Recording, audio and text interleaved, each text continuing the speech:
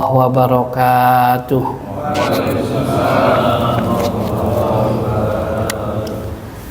Alhamdulillah, wassalatu wassalamu ala rasulillah Muhammad ibn Abdillah wa ala alihi wa ashabihi wa manittaba'a hudahu wa walah.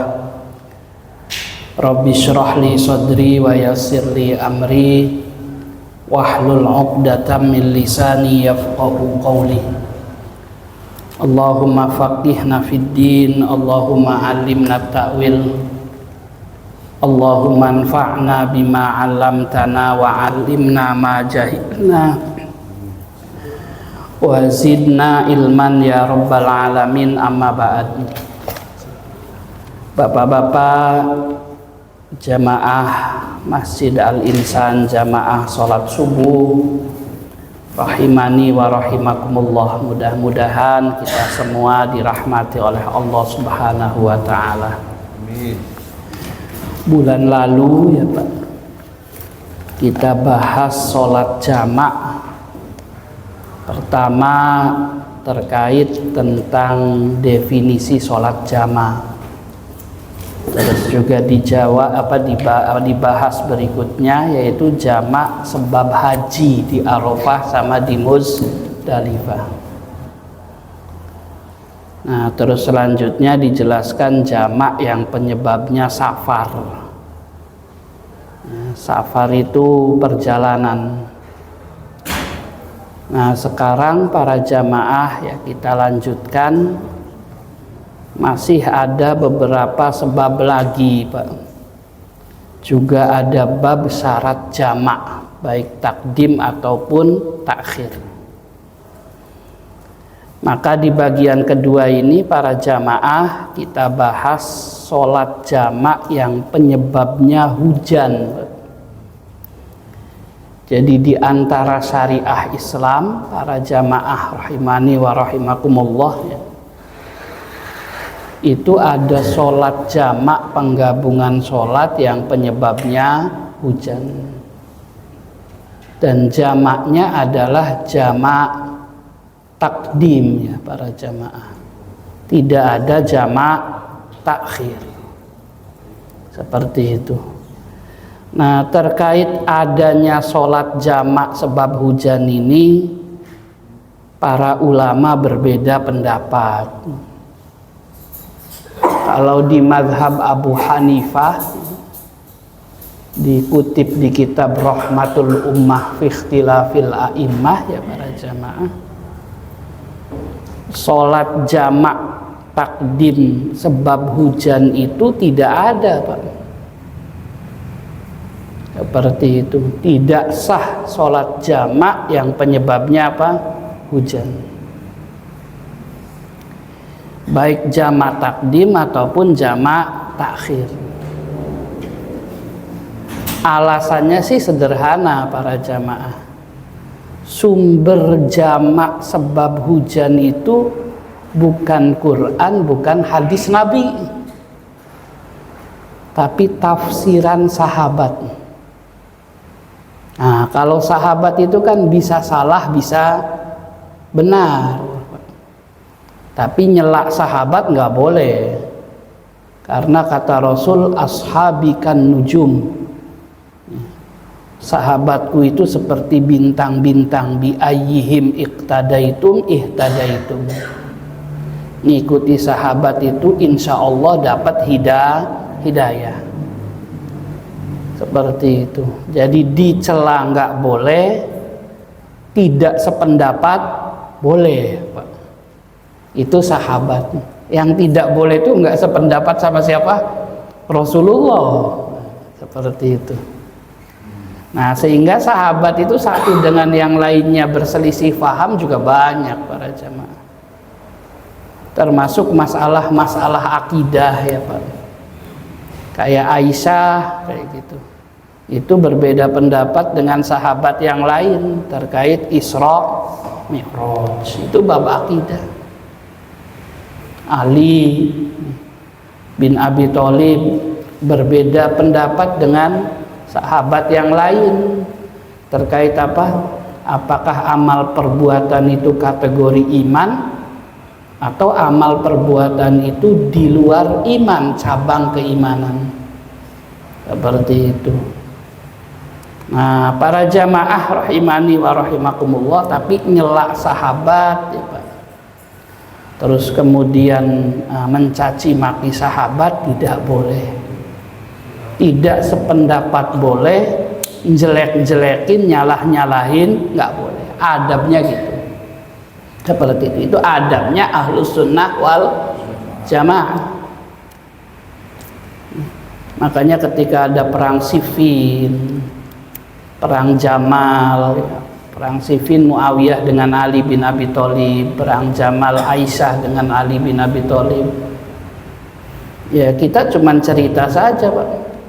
Tapi wah ini salah Aisyah, tidak boleh.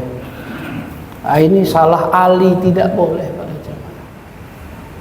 Seperti itu posisi kita Ahlus Sunnah wal Jamaah. Tidak cocok, maksudnya tidak sependapat dengan ijtihadnya Aisyah, ijtihadnya Ali, ijtihadnya Muawiyah, sah-sah saja. Karena sahabat tidak maksum. Tapi meyakini seluruh sahabat benar juga salah. Seperti itu, karena sahabat bisa salah. Yang harus benar terus tuh Nabi Muhammad. Seperti itu. Nah, karena sumbernya tafsiran sahabat, para jamaah, kata Imam Abu Hanifah, saya nggak ngambil, saya pakai dalil lain. Plus di mazhab Abu Hanifah itu nggak ngakui adanya sholat jamak kecuali di Arafah dan di Muzdalifah. Kalaupun ada jamak suri, nah jamak suri itu tidak bisa diterapkan di bab ini Pak, bab hujan. Sebab bab hujan itu adanya jamak takdim. Jamak suri itu misalnya mengakhirkan waktu awal dan mendahulukan waktu kedua. Mau sholat jamak zuhur sama asar, sholat zuhurnya mau jam 3 kurang seperempat tuh Pak. Misalnya jam 3 kurang 20 menit sholat zuhur. Selesai sholat zuhur, asar masuk, baru sholat asar, itu namanya jamak suri. Itu di mazhab Abu Hanifah jamak ya seperti itu. Apa alasan beliau menolak para jamaah sholat jamak ya? Sebab hujan. Yang pertama, beliau cerita tentang surah An-Nisa ayat 103 yang dalam kondisi perang Pak. Ya, Allah berfirman, fa iza qadaitumus shalah, kalau kalian melakukan sholat dalam kondisi perang, ya, siddatul khauf, ya, fazkurullaha qiyama wa qu'uda wa ala junubikum. Sholatnya bebas, sambil berdiri, sambil duduk, sambil tidur miring, ya sekena-kenanya orang perang lah, seperti itu. Sambil di atas kendaraan. Di surah Al-Baqarah itu fa in khiftum farijalan au rukban. Ya, seperti itu. Kalau dalam kondisi perang tuh di atas kendaraan boleh. Tapi di luar juga sambil jalan kaki juga boleh, bebas-bebas saja. Termasuk sholat dalam kondisi tidak wudu di medan perang tuh boleh, Pak. Tidak tayamum juga. Kalau tayamum dulu gimana? Orang musuhnya di depan kita kan. Pak bentar dulu ya, saya mau tayamum dulu, nanti kita perang lagi. Nggak bisa. Orang konsentrasinya di apa? Di perang. Sehingga sholatnya terkadang ya tanpa wudhu, tanpa tayamum, tanpa gerakan yang benar. Tapi sholat. Dan sholatnya tidak dijamak. Tetap di waktunya. Namanya sholat darurat. Kalau bahasa fikihnya sholat siddatul khauf. Seperti itu. Makanya saya tuh cerita ada orang macet sholatnya di jamaah kayak seperti itu.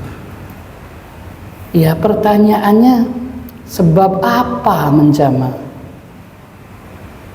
Seperti itu. Jamak boleh tanpa sebab. Ada sih Pak pendapat ulamanya terkait itu, tapi ghairu mu'tabar, tidak bisa dijadikan ilmu bagi kita.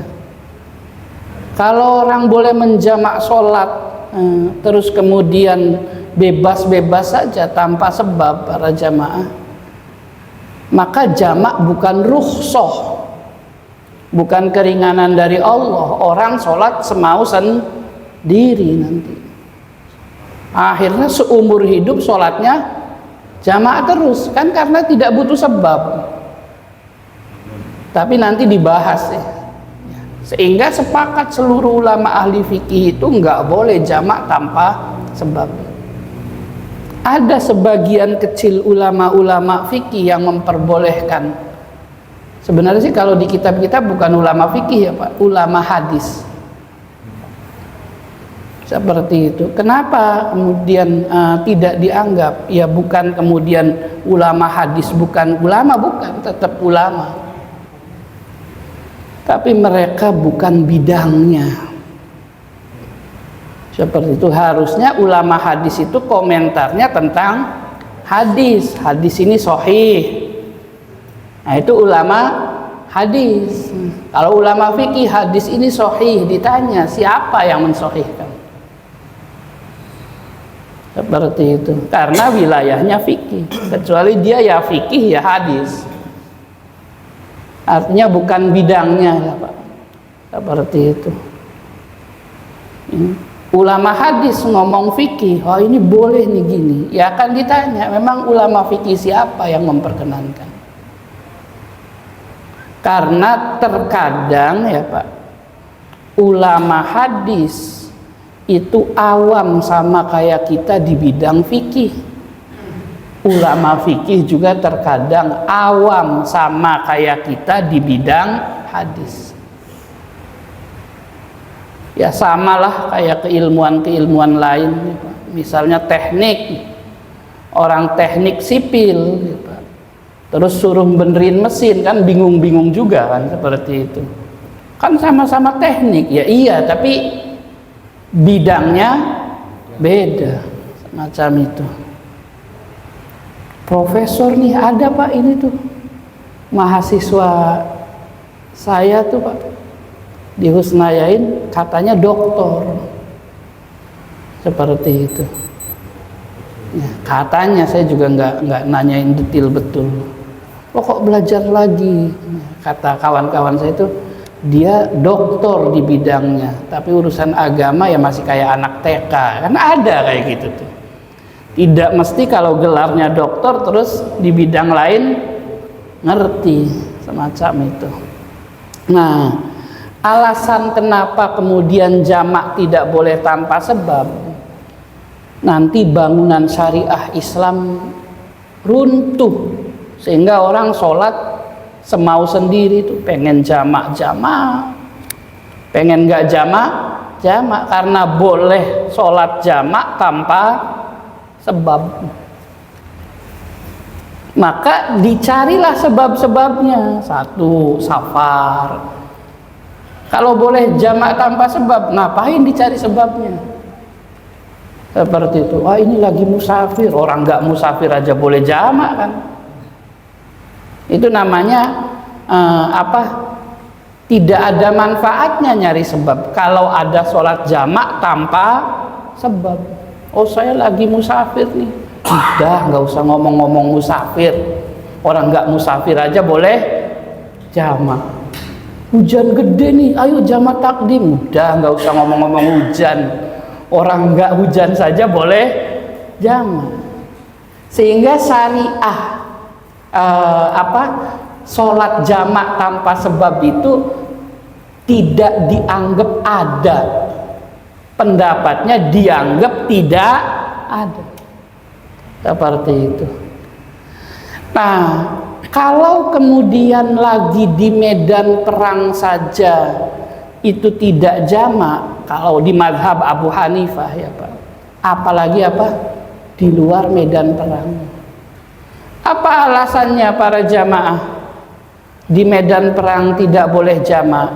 Ujung ayatnya adalah innas sholata kanat alal mu'minina kitabam mauquta. Innas sholata, sesungguhnya sholat, kanat alal mu'minin, wajib bagi orang beriman, kitabam mauquta, dengan kewajiban sesuai waktunya. Jamak itu sholat di luar waktu Pak. Jamak takdim, sholat asarnya di waktu zuhur. Jamak takhir, sholat zuhurnya di waktu asar. Sehingga kata Imam Abu Hanifah, wah nggak boleh ini, sebab sholat di luar waktu. Itu versinya mazhab Abu Hanifah. Kalau boleh harus datengin dalil. Ada pernyataan sahabat, ya sahabat bisa salah seperti itu. Apalagi ada hadis para jamaah. Nah ini kan Pak, ngeri ini hadisnya. Rasul bersabda di riwayat At-Tirmizi, siapa yang menjamak dua sholat dalam satu waktu telah melakukan dosa besar. Ini yang jadi dalil jumhur, jamak tanpa sebab itu dosa. Seperti itu. Kenapa dosa? Ya, para jamaah, ya karena sholat di luar waktu. Ya, Pak, baik belum waktunya tuh jam 9 pagi sholat zuhur, ayo sholat zuhur yuk, kayak gitu. Al-insan sholat zuhurnya diduluin, kan kacau Pak kalau kayak gitu, tidak sah, main. Nah sholat jamaah itu belum asar sudah sholat asar, masih waktu zuhur kan, tapi sudah sholat asar. Atau para jamaah ya, sudah sholat sholat zuhur di waktu asar, udah terlambat, sehingga butuh dalil kuat Pak, seperti itu hadis atau ayat Quran yang menunjukkan apa adanya jamak. Sehingga kalau hadisnya kuat kayak di Arafah, di Muzdalifah, Imam Abu Hanifah ya oke. Tapi di luar itu maka ditafsiri jamak suri, berarti nggak ada takdim, nggak ada takhir, adanya zuhur menjelang asar, asar di awal waktu, maghrib menjelang isya, isya di awal waktu. Itu namanya jamak suri. Suri dari kata suroh, gambarannya saja ngumpul, aslinya pisah. Suriyun itu artinya bersifat gambaran, seperti itu, pakai sod, jamak suri. Imam lain para jamaah ada mazhab Hanabilah ya Pak, ada mazhab Malikiyah, boleh jamak tapi khusus maghrib isya, zuhur asar nggak boleh. Yang sebabnya apa? Hujan. Jamaknya jamak takdim, nggak boleh jamak takhir. Yang nggak logis juga Pak jamak takhir, seperti itu. Kalau jamak takhir berarti maghribnya belum hujan, seperti itu kan penyebabnya hujan. Jadi syariat jamak takdim itu satu, pelaksanaannya di masjid, seperti itu. Yang kedua, ke masjidnya susah, harus hujan-hujanan ya, seperti itu, becek dan macam-macamnya lah, seperti itu. Sehingga di zaman Rasul orang tuh dipecah jadi dua Pak. Kalau yang masih di rumah, Rasul nyuruh sholat di mana? Di rumah. Hujan gede, nggak usah ke masjid, di rumah aja. Seperti itu. Dengan kalimat apa? Ala shollu fi rihalikum. Dalam hadis itu, kalian yang di rumah sholat di rumah saja, nggak usah ke masjid. Seperti itu. Yang di masjid disuruh apa? Jamak. Seperti itu. Biar apa? Biar maghrib isya terus pulang, nggak perlu ke masjid lagi, walaupun hujannya reda nanti. Dan tercatat 5 waktu sholat berjamaah di masjid.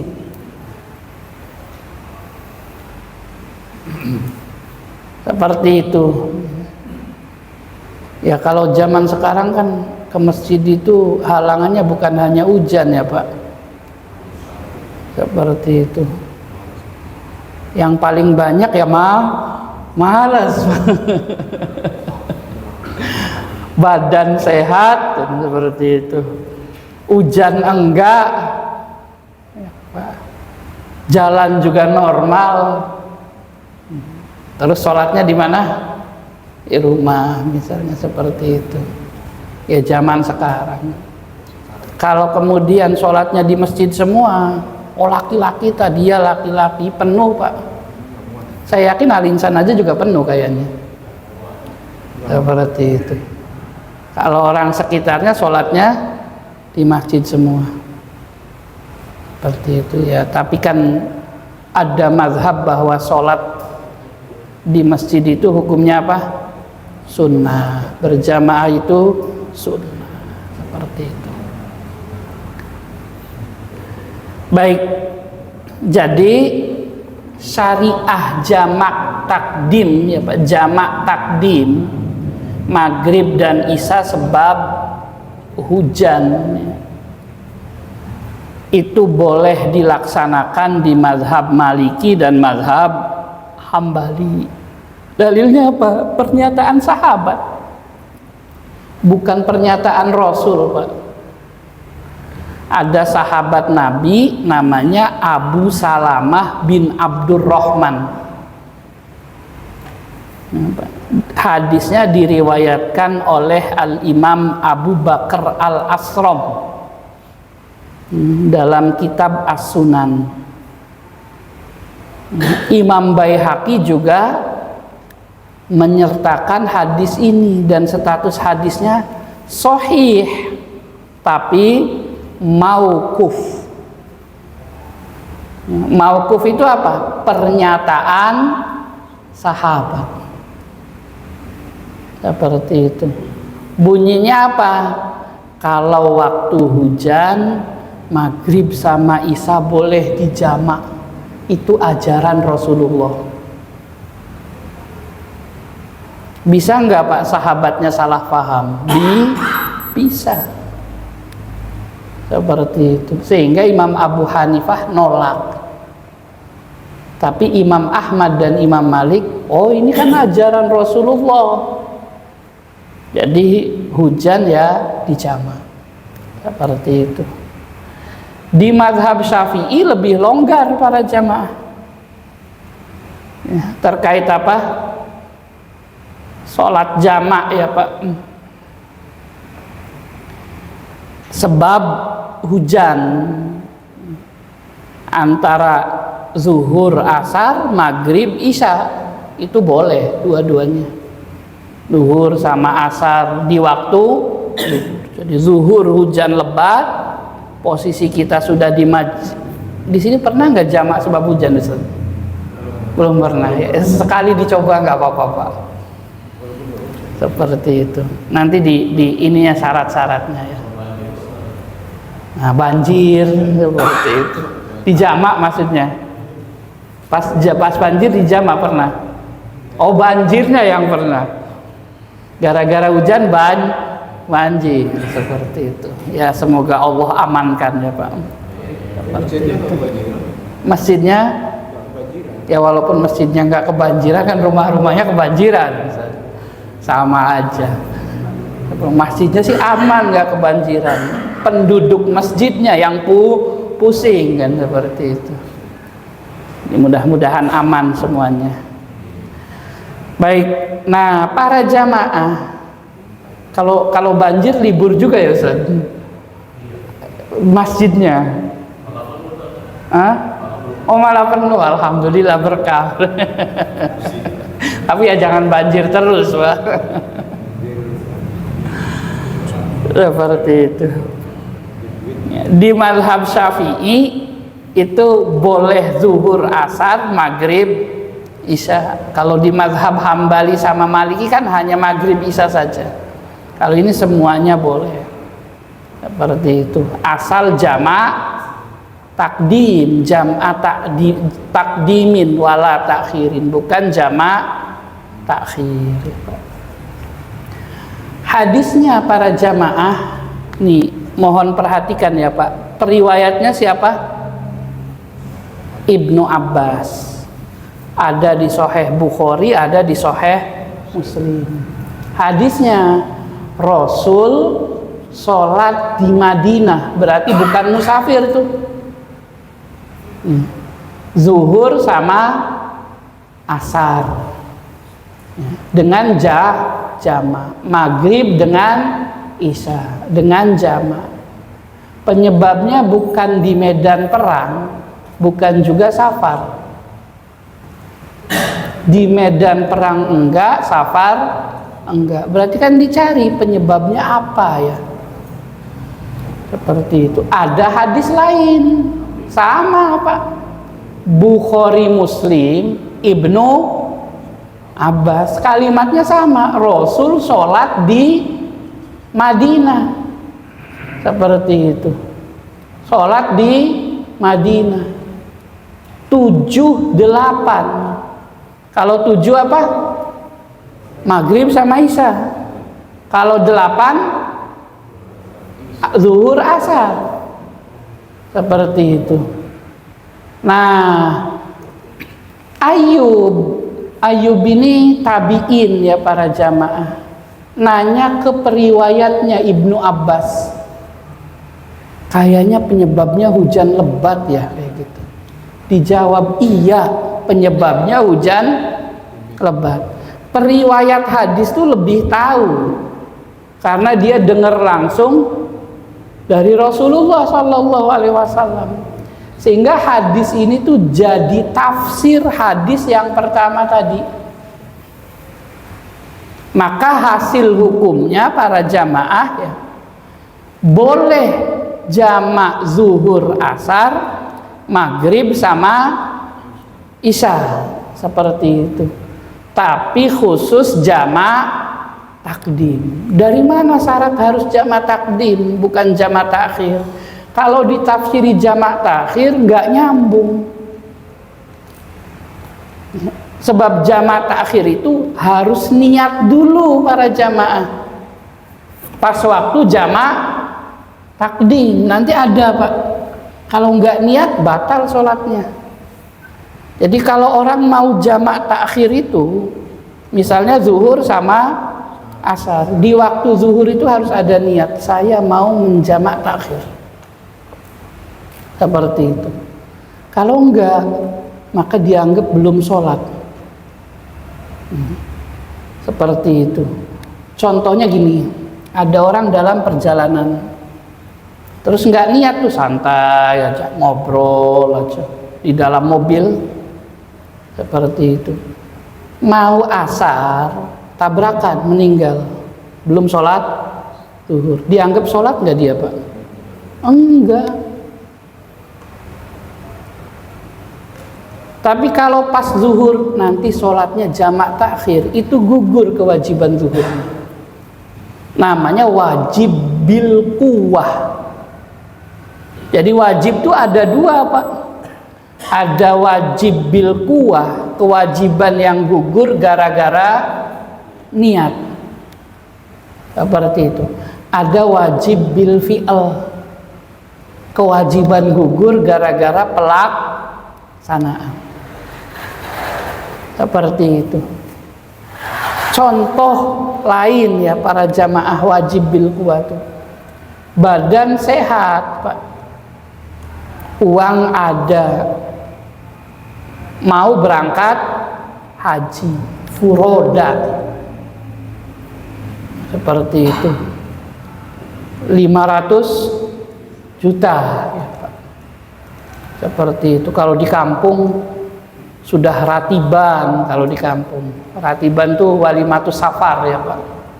Seperti itu, udah ngumpulin masyarakat. Selamat ya, mudah-mudahan haji mabrur, selamat sampai tujuan, semacam itu ya, udah ini nih. Kalau haji furoda kan visanya kapan Pak? Detik-detik terakhir. Ternyata nggak turun, berangkat nggak dia? Enggak. Sudah nggak berangkat, gagal kan? Padahal mampu, seperti itu. Idul Adha gagal, bulan Muharram meninggal. Haji belum Pak? Belum, tapi kewajiban hajinya gugur. Itu namanya wajib bil quwwah.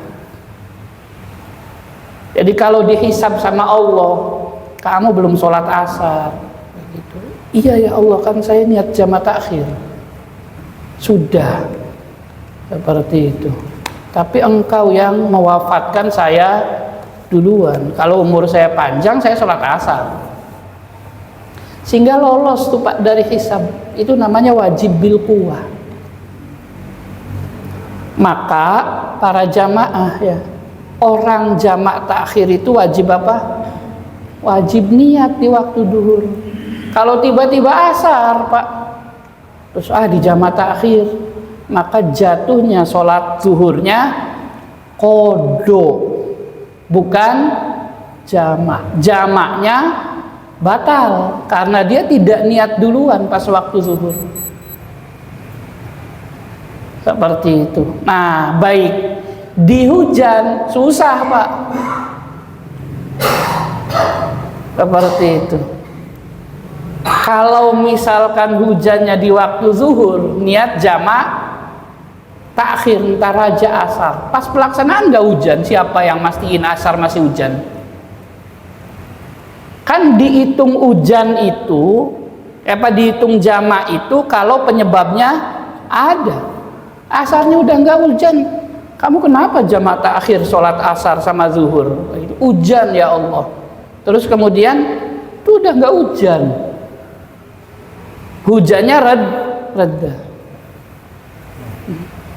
sehingga paling memungkinkan sholat jama' di zuhur itu atau di maghrib itu ya jama' takdim. Hujan lebat, jama' takdim tuh, ya Allah hujan lebat, saya sholatnya di jama' di masjid ini. Imamnya ngomongkan, kita sholat jama' takdim ya.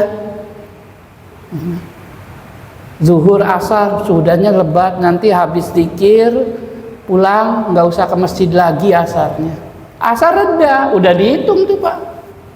Kenapa? Karena pelaksanaan pas jama' takdimnya tadi pas hujan, sehingga sudah gugur kewajiban asarnya. Kurang lebih seperti itu, sehingga tidak logis kalau hujan jamaknya jama' takhir. Kalau safar logis, nanti jama' takhir aja pas turun di tempat ini, kan seperti itu, masih kondisi safar. Sehingga tidak boleh jama' takhir para jamaah kalau sebabnya safar tapi udah nyampe rumah. Itu kan kesalahan Pak, yang sudah pernah dibahas ya. Misalnya dari Semarang mau pulang ke Libersa Mansion ini di Bekasi, seperti itu. Di Cikampek udahlah nanti aja jama' takhir aja pas sudah nyampe rumah. Itu salah Pak, karena statusnya sudah bukan musafir, udah mungkin jatuhnya qadha. Kalau mau di jama' takhir belum nyampe rumah. Nah, sudah pernah dibahas kan di bab qasar itu. Dianggap belum nyampe rumah itu kalau masih di luar daerah. Sehingga kalau ini kelurahannya adalah Karangsatria, ya berarti sholatnya di Teluk Pucung misalnya, karena sudah beda daerah, seperti itu. Atau sholatnya di yang Tambun itu tuh apa?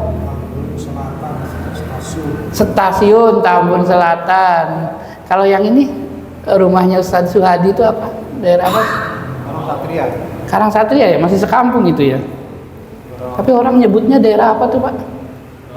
Rawakalong. Itu beda kelurahan. Masih sama. Seperti itu.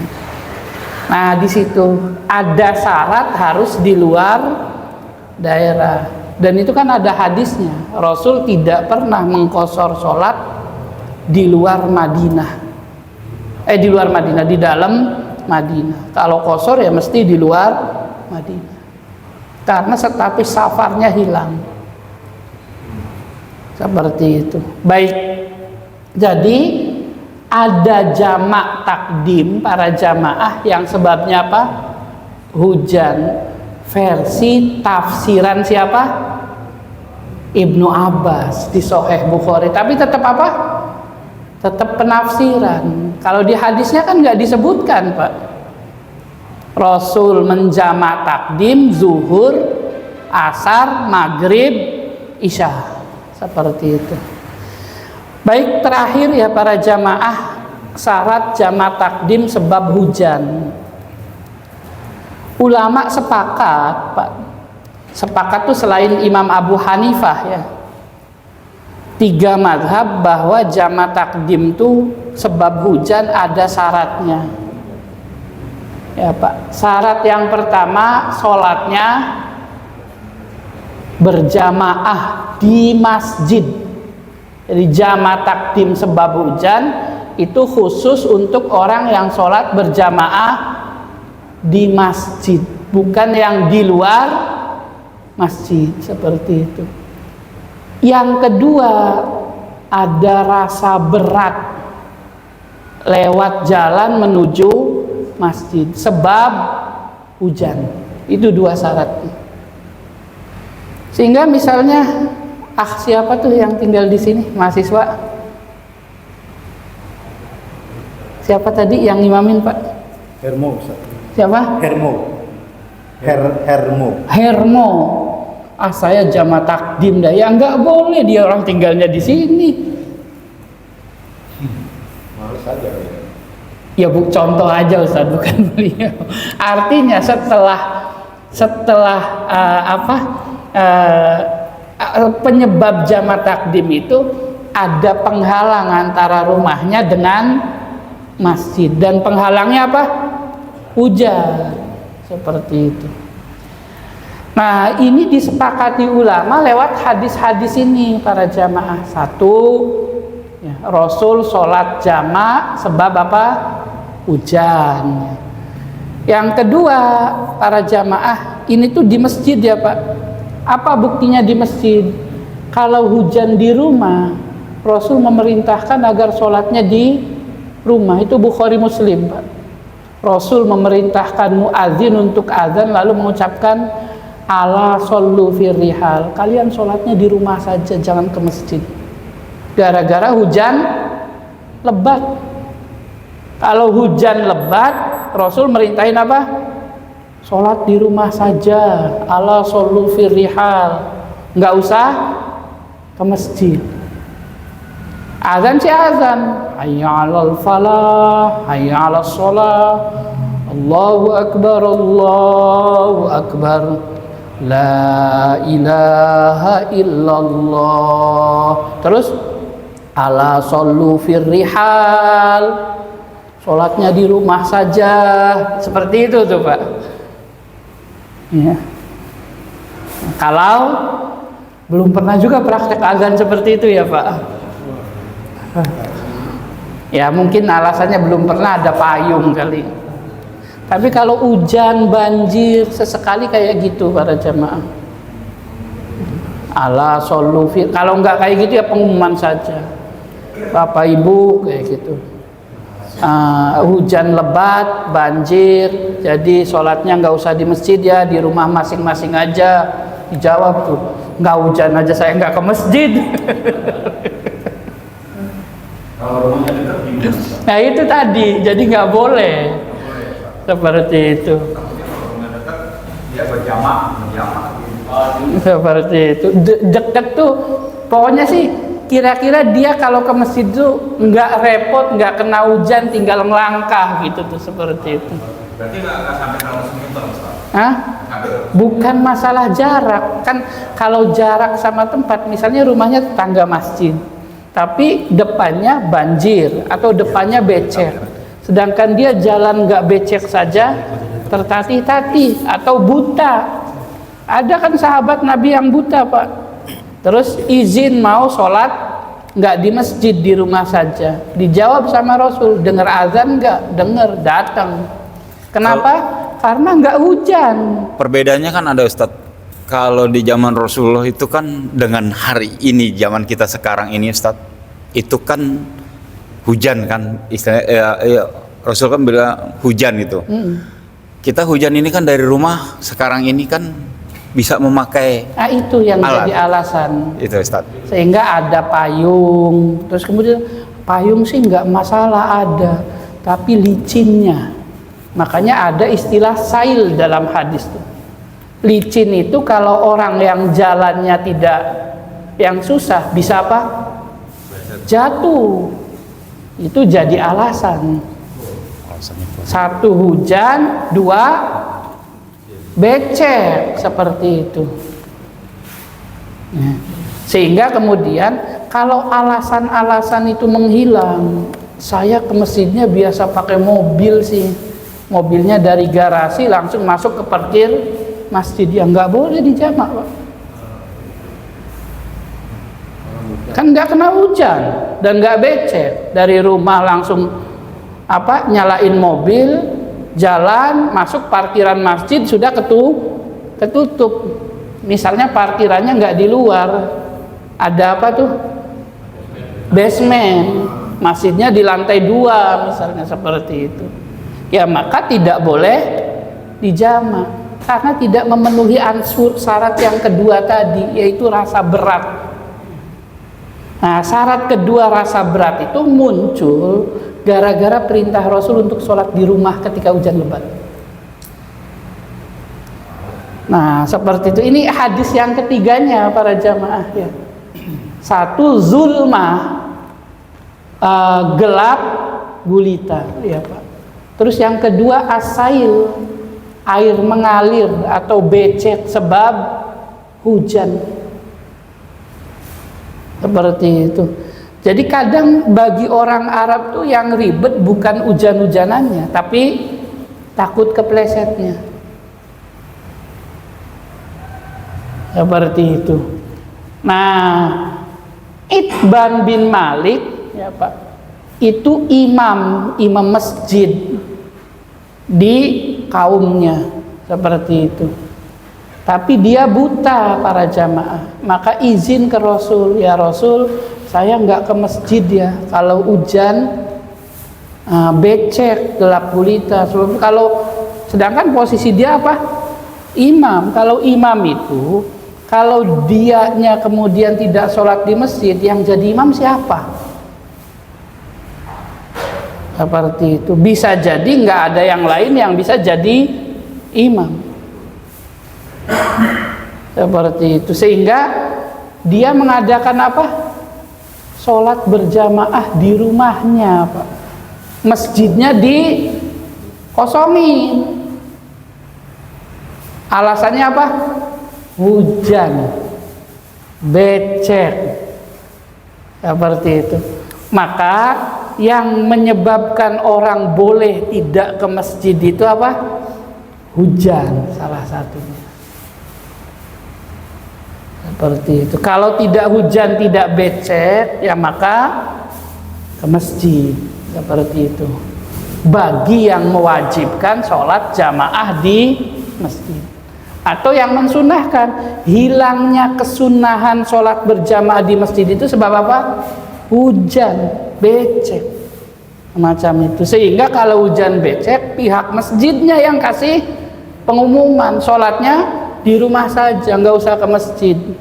Sebab kalau ke masjid jatuh, jangan dibilang di jalan Allah Pak, salah sendiri itu. Seperti itu kan, becek nih, hujan, terus saya berjuang di jalan Allah, jatuh tuh Pak, wah ini pahalanya besar nih sampai jatuh-jatuh.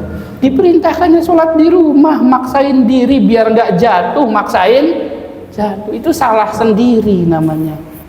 Sama kayak sholat berjamaah, para jamaah gempa terus Pak, terus masih sholat aja, itu salah Pak, salah besar itu.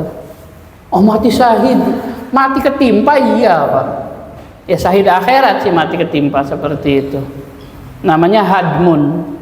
Tapi sebaiknya kalau sudah krek mau gempa, ya keluar lari.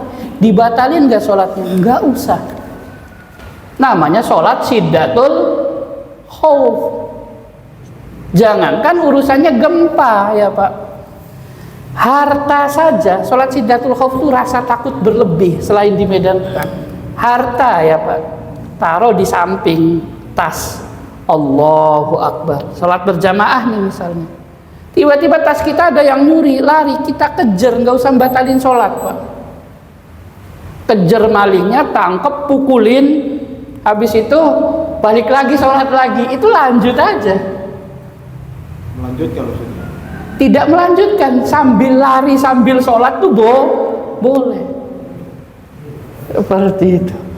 Ya sholat aja, gimana sambil lari tuh? Waktunya baca fatihah, waktunya ruku. Bagaimana cara rukunya? Pakai kedipan mata bisa, pakai anggukan bisa, tapi sambil ngejar maling, tidak usah dibatalin. Bukan dibatalin terus lanjut, bukan. Itu namanya sholat syiddatul khauf. Dalilnya ayat Quran surah Al-Baqarah, ya, hafizu ala sholawati was sholatil wusta wa qumu lillahi qanitin. Sholat itu harus dipelihara, syarat rukunnya harus terjaga, harus menghadap kiblat, harus nutup aurat, dan segala macamnya lah syarat-syarat sholat terpenuhi. Fa in khiftum, tapi kalau sudah rasa takut berlebih, kata Allah ayat berikutnya itu, farijalan aw rukbana, maka sholat sambil lari-lari juga silahkan. Salah satu takut berlebih itu kehilangan harta, kelihatan hartanya kehilangan. Contoh lain para jamaah, ada anak kecil mau jatuh kesolokan Pak, kita sholat diem aja, itu salah para jamaah. Ya lari datang, dibenerin dulu anaknya, dipindahin, terus lanjut sholatnya. Bukan lanjut, tidak ada yang dihentikan sholatnya, sambil ngambil anak sambil sholat. Sehingga di video itu ada orang masih baca surat, padahal masjidnya mau udah gempa tuh, dianggap hebat. Nggak hebat itu Pak ya. Dia ustad mungkin, tapi nggak ngaji bab sholat syiddatul khauf, karena jarang juga dibahas sholat syiddatul khauf. Saya jarang melihat masjid bahas sholat syiddatul khauf Pak.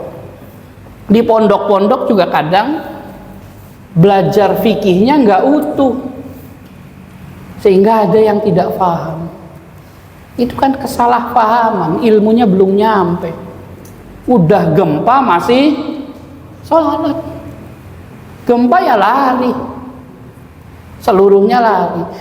Orang nggak paham bab itu banyak. Pernah nggak ada orang bingung gara-gara sujud dalam sholat, sujud tilawah Pak? Misalnya baca alif lam mim tanzil, ayat sajdah, atau baca surah Iqra lah seperti itu. Setelah wasjud waqtarib, terus apa? Ada nggak makmumnya yang bingung? Banyak. Problemnya apa? Belum tahu.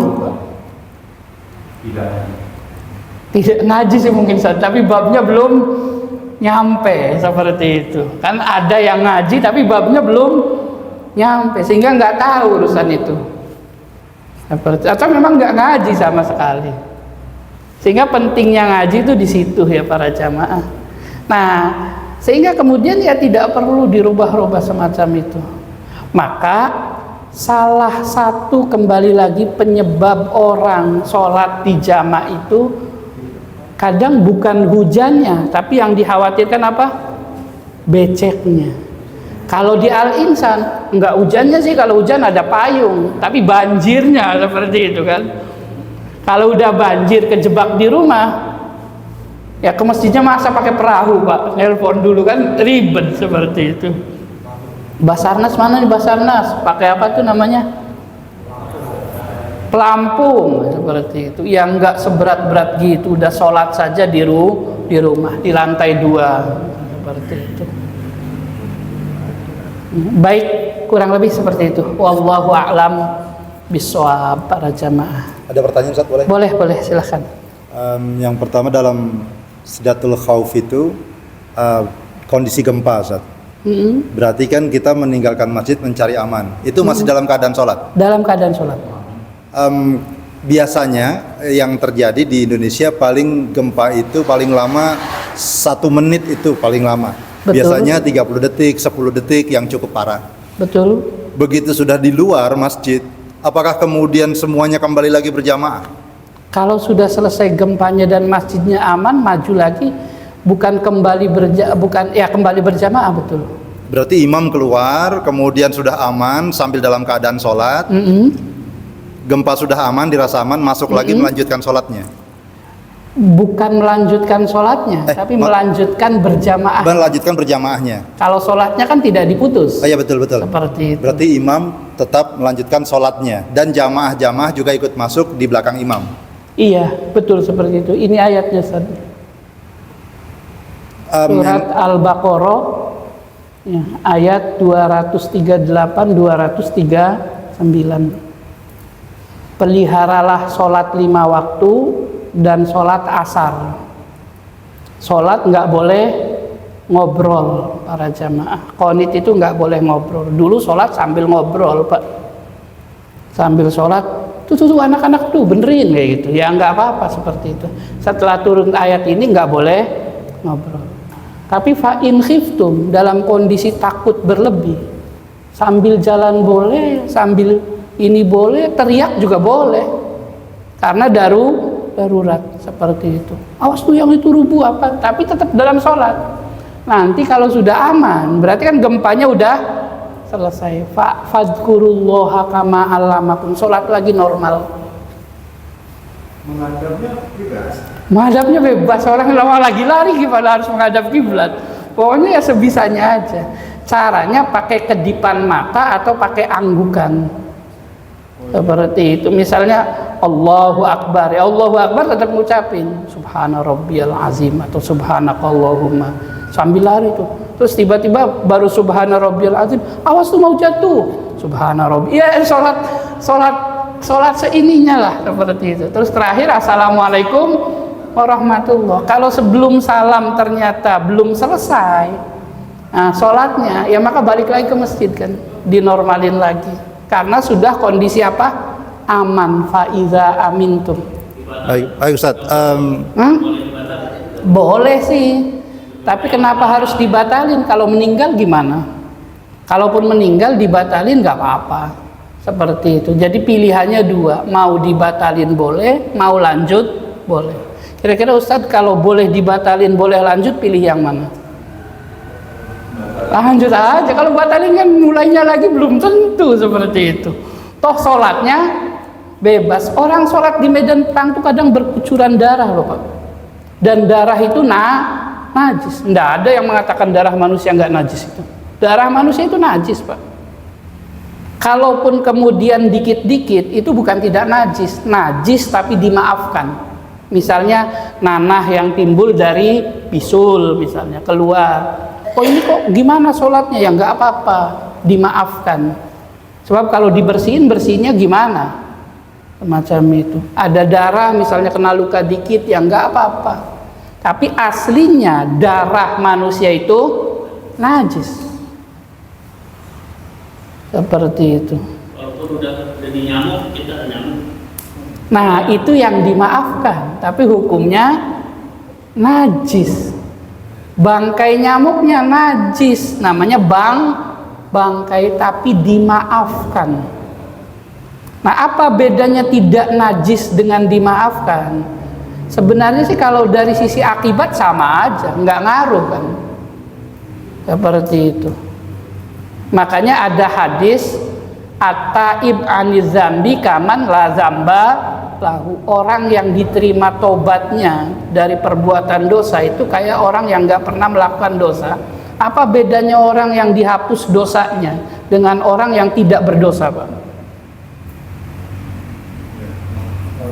Dosanya dimaafin nih, seperti itu, masuk surga, nggak disiksa di neraka. Dengan orang yang nggak dosa sama sekali masuk surga, bedanya apa, Pak? Perbuatannya. Kalau dosa kan pernah maksiat dulu baru dimaafkan, sehingga ini pun najis dulu tapi tidak dianggap hukumnya, namanya ma'fu, dimaafkan. Sehingga ada najis-najis yang dimaafkan. Salah satunya umumul balwa. Jadi misalnya kalau di daerah ini pernah ada anak kecil kencing dan nggak dibersihkan secara benar, seperti itu, terus orang sholat di situ dan tidak tahu, maka sholatnya di atas najis, tapi dimaafkan karena ketidaktahuannya.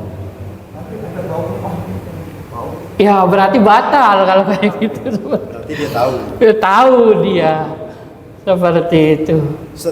Masih ada lanjutan tadi yang jadi begitu keluar mereka melanjutkan sholat sendiri-sendiri, iya, tanpa dibatasin, tanpa dibatalin. Imam makmum keluar, mereka sholat sendiri-sendiri dalam keadaan takut. Iya. Oke, begitu selesai Aman, kembali lagi melanjutkan ke sholatnya. Iya. Makmum yang udah pulang dihukumi mufarokoh atau betul, dihukumi sendiri. tapi mereka Jadi melanjutkan pilihan sendiri. saja, melanjutkan sendiri sampai salam. Kalau mereka yang nggak tahu hukum ini, pulang begitu aja batal berarti, dan mereka harus sholat lagi. Maksudnya nggak tahu tuh? Ini gempa Ustaz, pulang aja, kabur pulang. Dia kan, pasti ada dalam hatinya keyakinan batal sholatnya kan? Ada nggak keyakinannya? Kan orang kan antara dua, antara yakin tidak batal dengan yakin batal. Yang yakin tidak batal dia terus sholat kan? Baca-bacaannya tetap dibacakan apa segala macam. Kalau yang pulang aja berarti yakinnya apa? Batal. Karena dia sudah niat membatalkan sholatnya, ya batal sholatnya. Baik. Karena di antara pembatal sholat itu adalah niat membatalkan sholat, walaupun belum terjadi. Apa contohnya belum terjadi itu para jamaah? Nanti kalau paketan datang, sholat asarnya saya batalin dah. Seperti itu sholatnya sudah tidak sah dari awal. Karena niat membatalkan sholat. Mau sholat ya sholat aja. Seperti misalnya ibu-ibu ya Pak, sholat di rumah sendirian lagi sambil nungguin paket misalnya, seperti itu. Ini gimana kayak gitu. Kalau paket datang penting lagi, saya batalin, udah sholat dulu aja. Itu sholatnya dari awal batal. Yang kedua, terkait niat berjamaah lagi di tengah-tengah, pernah dilakukan Rasul Pak, hadisnya masyhur banyak. Di Bulughul Maram juga ada. Rasul itu ketika menjelang wafat yang jadi imam siapa? Abu Bakar. Rasulnya belum sholat. Ketika Rasul datang sebelah sebelah kiri Pak. Dan orang tahu semua, di hadisnya itu dijelaskan tentang wafatnya Rasulullah itu. Rasul imamnya, Abu Bakar makmumnya. Berarti otomatis Abu Bakar itu niat jadi makmum di tengah-tengah sholat. Kenapa? Berubah niat di tengah sholat. Sama ketika kita munfarid dari nyolek berarti harus niat jadi imam. Seperti itu. Kalau tidak niat jadi imam, kasihan makmumnya. Kan imam punya kewajiban Pak, memperdengarkan bacaannya ke makmum. Karena tidak sah sholat berjamaah yang nggak kedengaran suara perubahannya. Syarat berjamaah itu kan kedengaran, kelihatan. Kalau nggak kedengaran, nggak kelihatan, ya makmumnya nanti ini. Sehingga paling ribet kan di sujud ya Pak. Dia nggak tahu imamnya gerak atau enggak. Apalagi misalnya yang nyolek banyak orang, posisi di belakang kan. Kalau sholat sendirian kan Allahu Akbar. Masa makmumnya harus nengok dulu? Oh imamnya udah berdiri kayak gitu. Sholat apa-apaan kalau semacam itu. Ketika suaranya nggak jelas, mamonya Allahu Akbar, ingatkan termasuk, boleh nggak itu Pak? Oh itu berarti kedengaran suara makmum, namanya mubaligh. Seperti itu. Itu adanya di zaman tabi'in. Jadi zaman tabi'in tuh mikrofon belum ada, masjidnya besar. Seperti itu. Kenapa? Nah, sehingga imam itu nggak nyampe mana? Belakang suaranya. Dipasanglah mubaligh namanya, penyampai. Misalnya di tengah-tengah. Kalau imamnya Allahu Akbar, tengahnya Allahu Akbar, biar belakangnya kedengaran. Itu namanya mubaligh. Dan mubaligh itu ketika pertama kali ada dianggap bid'ah. Ketika pertama kali ada, karena di zaman Rasul nggak ada mubaligh. Makmum suaranya kenceng, bahkan kencengnya melebihi imam. Seperti itu muncul di zaman tabi'in. Sehingga orang bingung imamnya siapa sih, kayak gitu, seperti itu. Sehingga ditolak oleh sebagian ulama di masanya, tapi sebagian saja, sisanya setuju. Ujung-ujung setuju semua. Ya pemikiran kan berubah-ubah ya Pak, seperti itu. Sehingga ada ajaran-ajaran itu menghilang. Banyak ajaran menghilang tuh Pak. Ajarannya ajaran Islam. Seperti itu. Misalnya mazhabnya Daud Az-Zohiri, kan dia punya mazhab tersendiri dalam memahami Islam. Tapi habis, sudah nggak ada pengikutnya.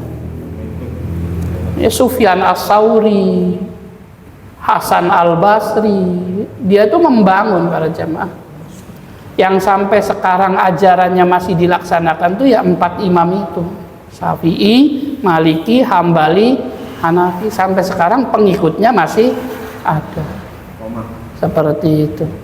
Yang ngikutin Rasul tetap aja. Cuman lewat jalur ulama siapa? Samalah kayak kita Pak. Kok sholatnya kayak gitu? Oh kata Syekh Fulan begini kayak gitu. Rata-rata kan yang ngikut ulama, karena kitanya orang awam. Ada fatwa MUI, ada fatwa Syekh Saudi, ada fatwa Syekh Mesir kayak gitu. Yang diikutin apanya Pak?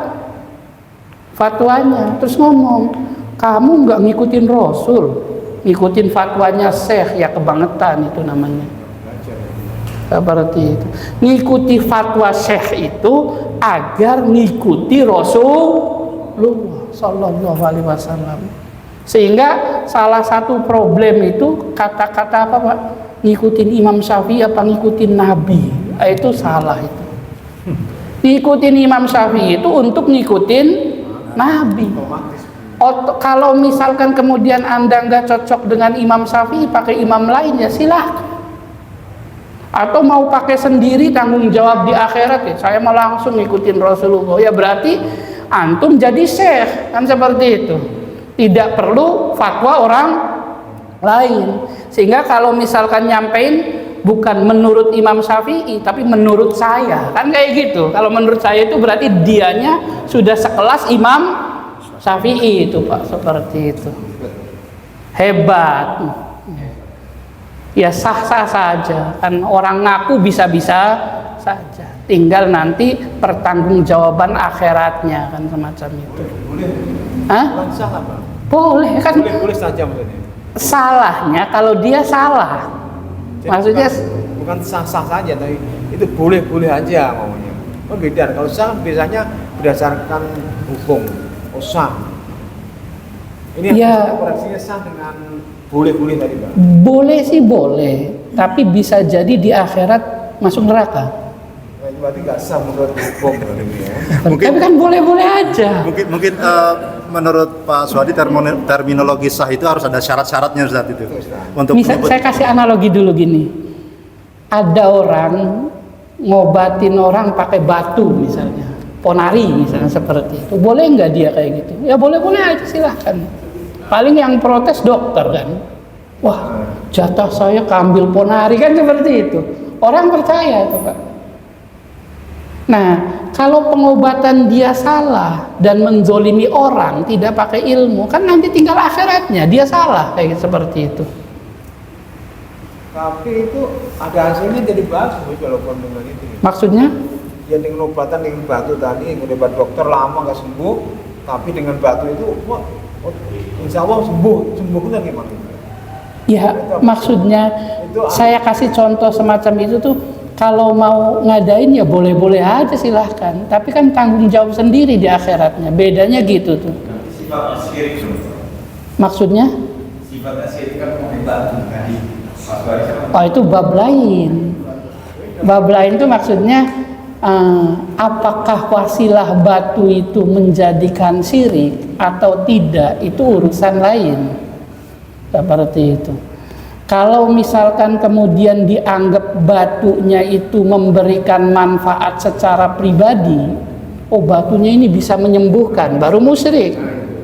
Tapi kalau batunya media yang menyembuhkan Allah, ya berarti status batunya sama kayak pil. Seperti itu. Medianya apa pengobatannya? Batu. Loh kok bisa batu jadi media pengobatan?